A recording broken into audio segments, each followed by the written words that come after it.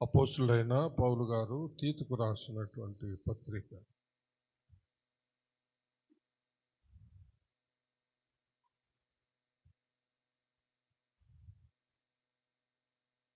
2వ అధ్యాయం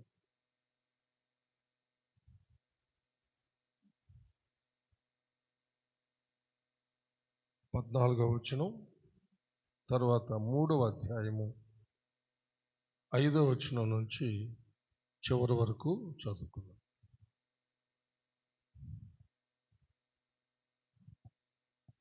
రెండవ అధ్యాయము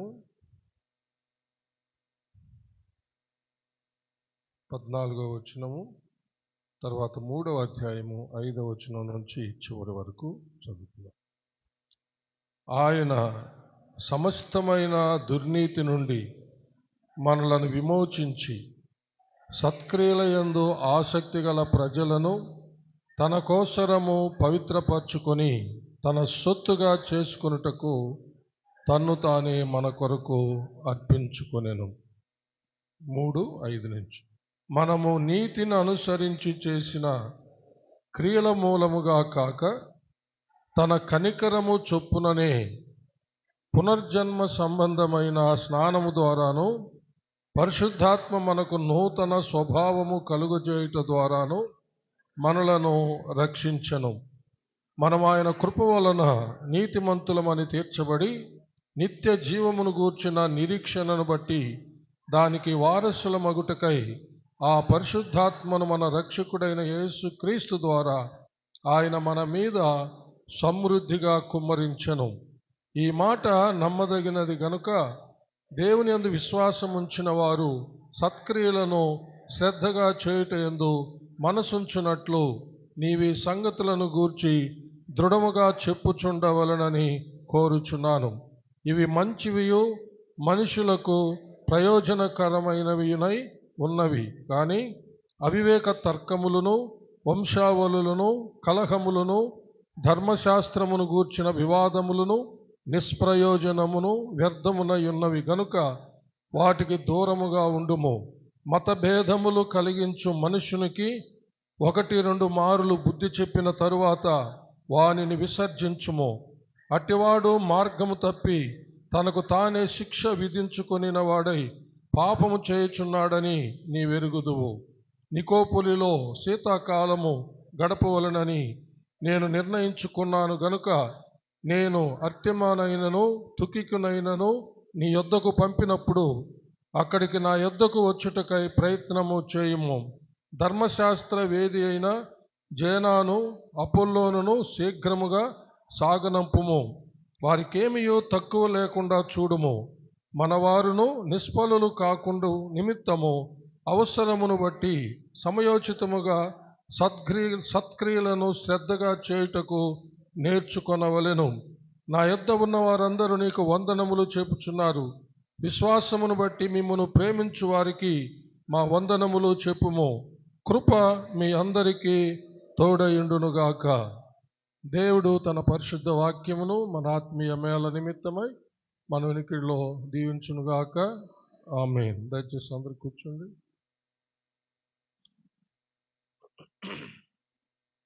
అందరు తలంచి కళ్ళు మూసుకునండి. ప్రార్థించుకుందాం. మహాపరిశుద్ధుడు అయిన మా ప్రియ పరలోకపు తండ్రి, దయగలిగిన మా దేవ యెహోవా, మీకు వందనములు, స్తుతులు, స్తోత్రములు చెల్లిస్తున్నాము. మీ దీన దాసుడునైన నన్ను మీ సిలువ చాటున మరుగు చేసుకుని నాతోనూ మా అందరితోనూ మాట్లాడమని క్రీస్తు పేర వేడుకొంచున్నాము తండ్రి. ఆమేన్. హల్లెలూయా. మన అంశము మెలకువగా ఉండుడి. మన అంశము మెలకువగా ఉండుడి. అందులో మనము ప్రస్తుతం పాపములో పడకుండా మెలకువగా ఎలా ఉండాలో మనం నేర్చుకుంటున్నాం. పాపములో పడకుండా మెలకువగా ఉండాలి, అది ఎలా ఉండగలమో నేర్చుకుంటున్నాం. మనం అందులో మొదటి విషయాన్ని క్లుప్తంగా మనం ధ్యానించుకున్నాం. ఏమిటది?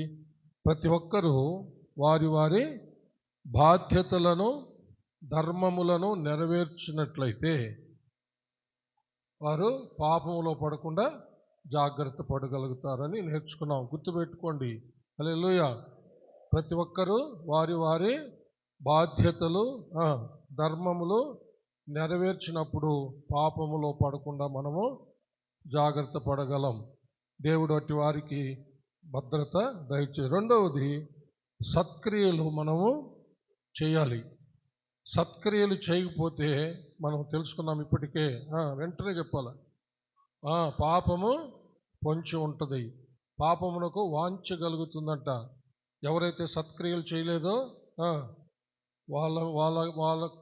వాళ్ళకు దగ్గరగా పాపము పొంచి ఉంటుంది. ఆ పొంచి ఉన్న పాపమునకు వాంఛ అంటే అమితమైన కోరిక కలుగుతుంది. ఆ పాపం వాడిని పట్టుకుంటుంది అన్నమాట. వాళ్ళని ఏలుతుంది. ఆ పాపంలో పడి వాళ్ళు నశించిపోతారు. కాబట్టి సత్క్రియలు మనం కలిగి ఉండాలి. దాని గురించి మనము కొన్ని విషయాలు నేర్చుకుంటున్నాం. ఇంకా కొన్ని విషయాలు ఉన్నాయి సత్క్రియల గురించి. అవి మీతో వీలైనంత మట్టుకు ఈరోజు అన్ని విషయాలు చెప్పడానికి ట్రై చేస్తాను. జాగ్రత్తగా వినండి. మనలను ప్రభు విమోచించినటువంటి విధము అనేక విధాలుగా బైబిల్ చెప్తుంది. ఎందుకు విమోచించాడు, ఎందుకు ఆయన బలి అవ్వాల్సి వచ్చింది, ఎందుకు ఆయన రక్తాన్ని కార్చవలసి వచ్చింది, ఇవన్నీ చాలా చాలా నేర్చుకుంటున్నాం. ఇప్పుడు మన సందర్భాన్ని బట్టి మనము దుర్నీతి నుంచి విడుదల పొంది ప్రతి ఒక్కరము నీతిమంతులుగా తీర్చబడి మనము సత్క్రియల యందు ఆసక్తి కలిగిన జనులుగా దేవుని కొరకు ఉండడానికి కూడా మనల్ని విమోచించాడనమాట. ఇదొక భాగం. హల్లెలూయా. ప్రభు మనల్ని విమోచించిన ఒక భాగం ఏంటి? ఈ సందర్భాన్ని బట్టి అది మనం 14వ వచనంలో చదివాం. చూడండి. ఆయన సమస్తమైన దుర్నీతి నుండి మనలను విమోచించి సత్క్రియల యందు ఆసక్తి గల ప్రజలను తన కోసరము పవిత్రపరచుకొని తన సొత్తుగా చేసుకొనుటకు తన్ను తానే మన కొరకు అర్పించుకొనెను. సమస్తమైన దుర్నీతి నుండి మనల్ని విమోచించి సత్క్రియల యందు ఆసక్తి గల ప్రజలు దేవుని కొరకు పవిత్రపరచుకోవడానికి, వారిని తన సొత్తుగా చేసుకోవడానికి తను తాను దేవునికి బలిగా అర్పణగా అర్పించుకున్నాడని తీతుకు తెలియచేస్తున్నాడు అన్నమాట. ఇది మన రక్షణ గురించి, విమోచన గురించి. చప్పట్లు కొట్టి దేవుని మహిమపడదాం. తండ్రి అయిన దేవుడు తన కుమారుడైన యేసుక్రీస్తు ద్వారా మనకు కలుగజేసిన రక్షణ, విమోచన గురించినటువంటి విషయం అది. తర్వాత 3వ అధ్యాయం 5వ వచనంలో రాసింది ఏమిటంటే, పోయిన వారం కూడా మనం విన్నాము, ఇది పరిశుద్ధాత్మ ద్వారా కలిగేటటువంటి నూతన మనస్సు. హల్లెలూయా. నూతన స్వభావము పరిశుద్ధాత్మ ద్వారా వస్తుంది అని ఈ వచనాల్లో రాయబడింది. చూడండి. మనము నీతిని అనుసరించి చేసిన క్రియల మూలంగా కాక తన కనికరము చొప్పుననే పునర్జన్మ సంబంధమైన స్నానము ద్వారాను పరిశుద్ధాత్మ మనకు నూతన స్వభావము కలుగు చేయుట ద్వారాను మనలను రక్షించెను. హల్లెలూయా. యేసు ప్రభు రక్షణ కలుగజేస్తే అంటే అంతవరకు ఉన్నటువంటి పాపాలన్నిటినీ ఆయన క్షమించేసి పాపాలన్నిటినీ కడిగేసి మనలను కొత్తగా జన్మించిన బిడ్డ వలె చేస్తే, హల్లెలూయా, పరిశుద్ధాత్మ దేవుడు అది మొదలుకొని మనకు నూతనమైన మనస్సును, స్వభావాన్ని కలుగజేస్తూ మనలను పవిత్రపరుస్తూ నడిపిస్తున్నాడని దీని యొక్క భావం. హల్లెలూయా. అంటే ఇప్పుడు పరిశుద్ధాత్మ ద్వారా నూతన మనసు, నూతన స్వభావము, పరిశుద్ధ జీవితము కలిగి మనము జీవించగలుగుతాం. సత్క్రియల యందు ఆసక్తి కలిగి మనము సత్క్రియలు చేయగలుగుతాం అన్నమాట. అంటే దీనికి కూడా ఎవరు అవసరము? పరిశుద్ధాత్మ దేవుడే అవసరం. చప్పట్లు కొట్టి దేవుని మహిమపడదాం. పరిశుద్ధాత్మ దేవుడు లేకుండా ఏది కూడా జరగదండి. ఏది జరగదు. దేవుడు మనం ఎలా ఉండాలని దేవుడు కోరుకున్నాడో ఇన్ ఆల్ ఆస్పెక్ట్స్, అన్ని కోణాల్లో, ఇన్ ఆల్ యాంగిల్స్, అన్ని కోణాల్లో, అన్ని విషయాల్లో ఆయన బిడ్డలమైన మనం ఎలా ఉండాలని ఆయన కోరుకున్నాడో ఆ విధంగా మనలను తయారు చేసేది ఎవరు? పరిశుద్ధాత్మ దేవుడు అన్నమాట. హల్లెలూయా. కాబట్టి ఇక్కడ తీతుకు చెప్తున్నది ఏమిటంటే, ఈ విషయాన్ని సంఘానికి బోధించు అంటున్నాడు. హల్లెలూయా. అంటే పరిశుద్ధాత్మ ద్వారానే నూతన స్వభావం వస్తుంది. దేవుడు విమోచించుకున్న వాళ్ళు పవిత్రంగా ఉండి సత్క్రియల యందు ఆసక్తి కలిగిన వాళ్ళుగా ఉండి వాళ్ళు సత్క్రియలు చేస్తూ తద్వారా కలిగే ఫలం వాళ్ళు పొందుకోవాలని వాళ్ళకి బోధించమని చెప్తున్నాడు అనమాట. హల్లెలూయా. కాబట్టి మనము మన ప్రభు యేసుక్రీస్తు రక్తము ద్వారా రక్షించబడి విమోచించబడి పరిశుద్ధాత్మ ద్వారా నూతన మనసు నూతన స్వభావం మనము కలిగి పవిత్రమైన జనాంగంగా దేవుని సొత్తైన ప్రజలుగా మనం ఉన్నప్పుడు హల్లెలూయా అప్పుడే మనము సత్క్రియలు చేయగలుగుతాము. హల్లెలూయా. తద్వారా మనకు మేలు కలుగుతుంది అని చెప్తున్నాడు అనమాట. ఒకసారి చదువుదాం 6వ వచనం నుంచి. మనము ఆయన కృప వలన నీతిమంతులమని తీర్చబడి నిత్య జీవమును గూర్చిన నిరీక్షణను బట్టి దానికి వారసుల మగుటకై ఆ పరిశుద్ధాత్మను మన రక్షకుడైన యేసుక్రీస్తు ద్వారా ఆయన మన మీద సమృద్ధిగా కుమ్మరించెను. చెప్పలు కూడా దేని మహిమపరచాలి. దేవుడు సంపూర్ణ రక్షణ ఇచ్చాడు, సంపూర్ణ విమోచన ఇచ్చాడు. అదేవిధంగా పరిశుద్ధాత్మను కూడా ఎలా ఇచ్చాడంటే సమృద్ధిగా. థ్యాంక్స్ చెప్పాలి దేవునికి, చేతులు ఎత్తి స్తోత్రం చెప్పండి. మనకు సమృద్ధిగా తన ఆత్మనిచ్చినందుకు స్తోత్రం చెప్దాం. దేవా స్తోత్రం స్తోత్రం, థ్యాంక్ యూ జీసస్ అని చెప్పండి. Thank you Jesus, thank you Jesus. సంపూర్ణ రక్షణ ఇచ్చినందుకు, పరిశుద్ధాత్మను కూడా సమృద్ధిగా ఇచ్చినందుకు మనం దేవునికి ఎల్లప్పుడూ స్తుతులు చెల్లించాలండి. హల్లెలూయా. ఆ విషయాన్ని చెప్పమంటున్నాడు. ఈ మాట నమ్మదగినది కనుక దేవుని యందు విశ్వాసం ఉంచిన వారు సత్క్రియలను శ్రద్ధగా చేయుటయందు మనసుంచునట్లు నీవి సంగతులను దృఢముగా చెప్పుచుండవలనని కోరుచున్నాను. ఇవి మంచివియు మనుష్యులకు ప్రయోజనకరమైనవినై ఉన్నవి. హల్లెలూయా. చూసారా, రక్షించబడి పరిశుద్ధాత్మను పొందుకొని మనము సత్క్రియలు చేయడం ద్వారా అవి మనకు మంచిది, అలాగనే అనేకులకు అవి ఎంతో ప్రయోజనకరమైనటువంటి వంట. హల్లెలూయా. చప్పలు కొట్టి దేవుని మహిమపడదాం. Praise the Lord. హల్లెలూయా. అవి మంచివి సంఘస్థులకైతేనేమి, సంఘంలో లేని వాళ్ళకైతేనేమి, క్రైస్తవులకైనా సరే, క్రైస్తవేతరులకైనా సరే, మనము సత్క్రియల యందు ఆసక్తి కలిగి వాటిని చేయడం ద్వారా మనకు మేలు, మన సంఘానికి మేలు. అంత మాత్రం కాదు, లోకంలో ఉన్న వారికి కూడా అది ప్రయోజనకరము. హల్లెలూయా. అంటే వాళ్ళకి మాదిరిగా ఉంటాం, మనం ఆస్వాదించబడుతూ ఉంటాం. ఈ సత్క్రియలన్నీ వాళ్ళు చూస్తారు మనలో. అప్పుడు వాళ్ళల్లో లేనిది మనలో వాళ్ళు చూసినప్పుడు ఇది ఎలా జరుగుతుంది, మనం ఎంత ప్రయాసపడుతున్నా కానీ మన జీవితంలో ఎంత సంపాదించినా కూడా ఆ సంపాదించిన ధనం వల్ల కానీ ఆస్తిపాస్తుల వల్ల కానీ సంతోషం లేదు, సుఖము లేదు, నెమ్మది లేదు. వాళ్ళ దగ్గర అంతంత మాత్రమే ఉన్నాయి, అంతంత మాత్రమే ధనం, అంతంత మాత్రమే బట్టలు, అంతంత మాత్రపు ఇల్లులే, అంతంత మాత్రం వాహనాలే. మనకైతే చాలా లక్షల కొలది, కోట్ల కొలది రూపాయలు ఉన్న ఇంత విస్తారమైనటువంటి ఆస్తిపాసి, కానీ ఆ సంతోషం మన ముఖాల్లో లేదే. మన ముఖాల్లో ఎల్లప్పుడూ వేదన, చింత, దుఃఖంతో ఉన్నామే. వాళ్ళలో ఏమీ లేవు, కానీ వాళ్ళంతా హ్యాపీగా సంతోషంగా ఉన్నారే అని ప్రజలంతా చూడాలన్నమాట. హల్లెలూయా.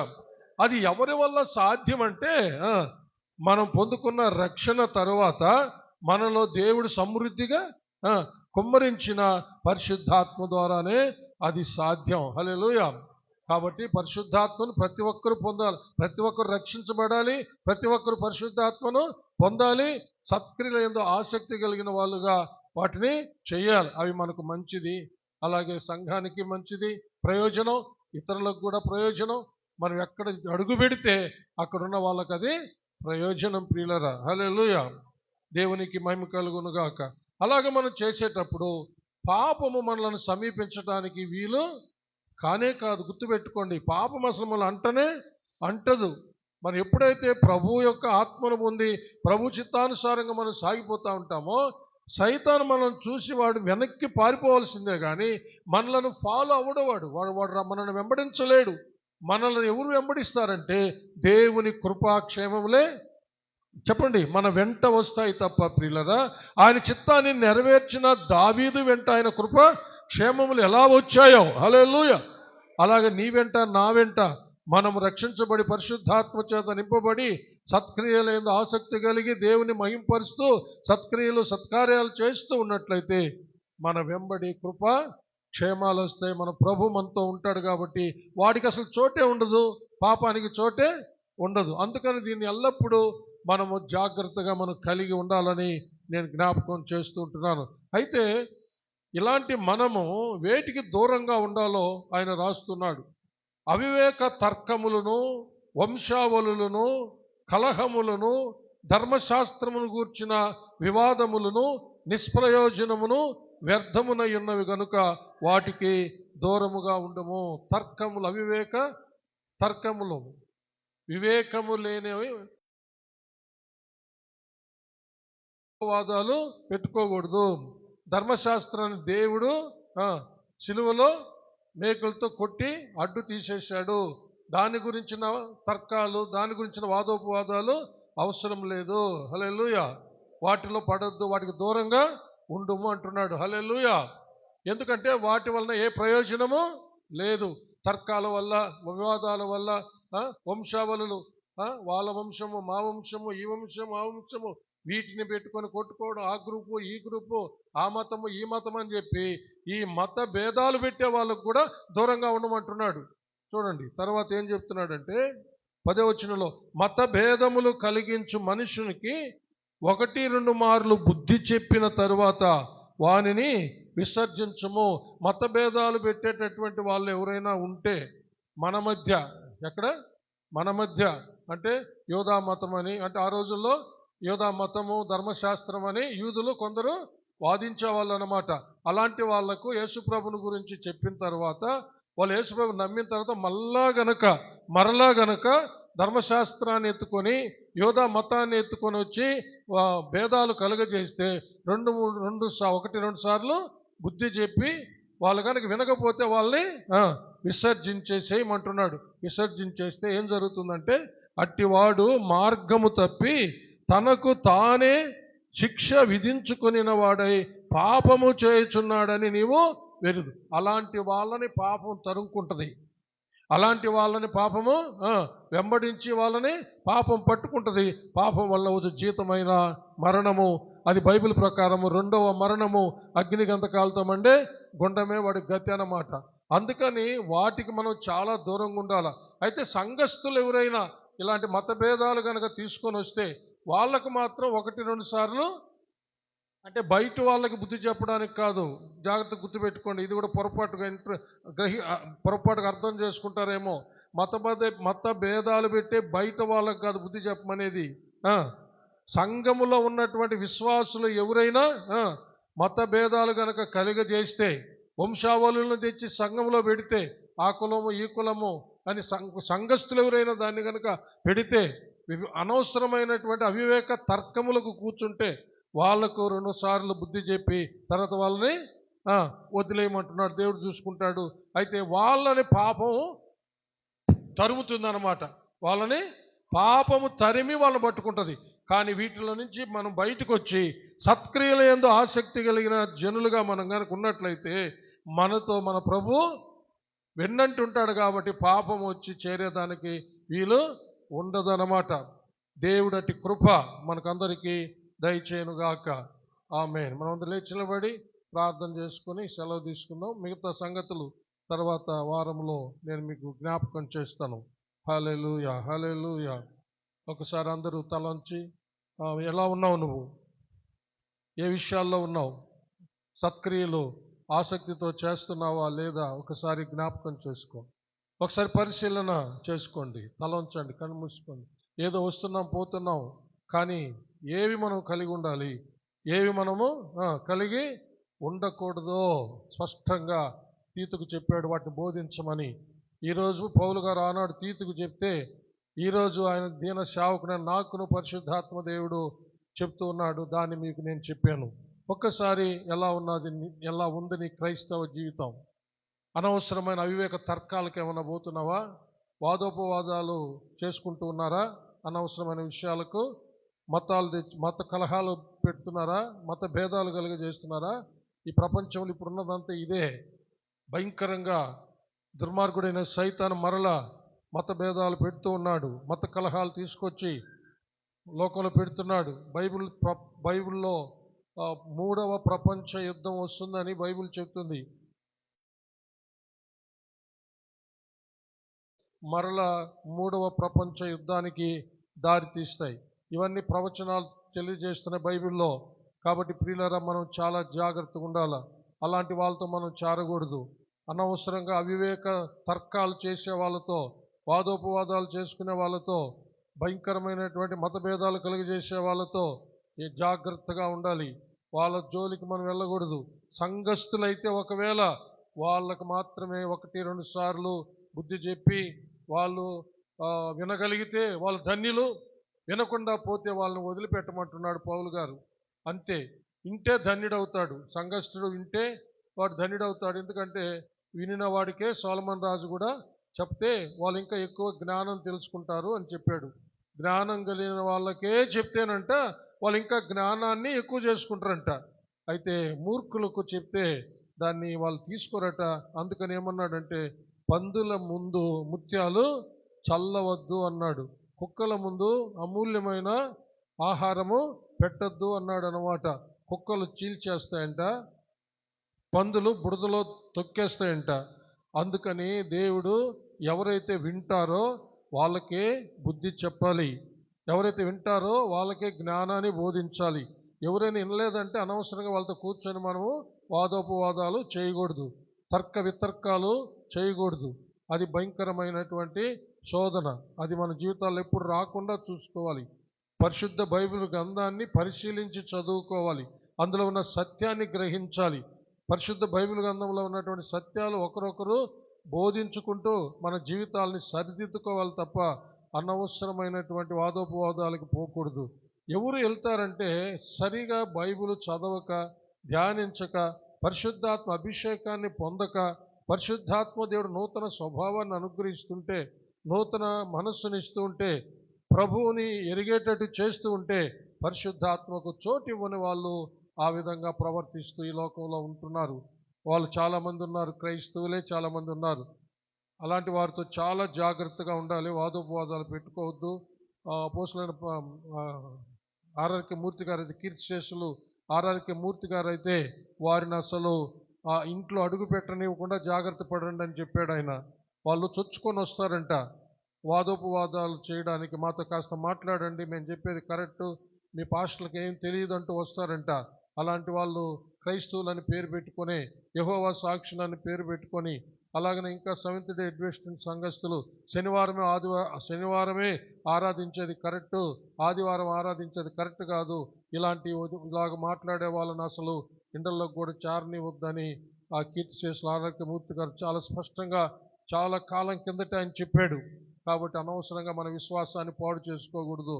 మనము పరిశుద్ధాత్మ అభిషేకం ద్వారా ఆత్మదేవుడు మనల్ని నడిపిస్తున్న ప్రకారము మనము దేవుని యొక్క అడుగుజాడలుగా, మన ప్రభు అయిన యేసుక్రీస్తుల వారి అడుగుజాడల్లో మనం నడవాలి ప్రియులరా. హల్లెలూయా. దయచేసి ఒక్కసారి ఆలోచించండి, కళ్ళు మూసుకోండి. ప్రతి ఒక్కరూ పరిశీలన చేసుకోండి. హల్లెలూయా, హల్లెలూయా. Thank you Jesus. నిన్ను నువ్వు పరిశుద్ధపరచుకో, నన్ను నేను పరిశుద్ధపరచుకోవాలి. పరిశుద్ధపరిచే పరిశుద్ధాత్మకు తావివు. నీకు నూతన మనసు ఇచ్చేది పరిశుద్ధాత్మకు తావివు. నీకు నూతన స్వభావం ఇచ్చే పరిశుద్ధాత్మకు నీవు తావివు. ఎంత చెప్పినా నీ భర్త మారలేదా, మారు మనసు రాలేదా? పరిశుద్ధాత్మను ఆహ్వానించి చూడు. ఆ విషయంలోకి నీ బిడ్డలు ఎంత చెప్పినా మారు మనసు పొందడం లేదా?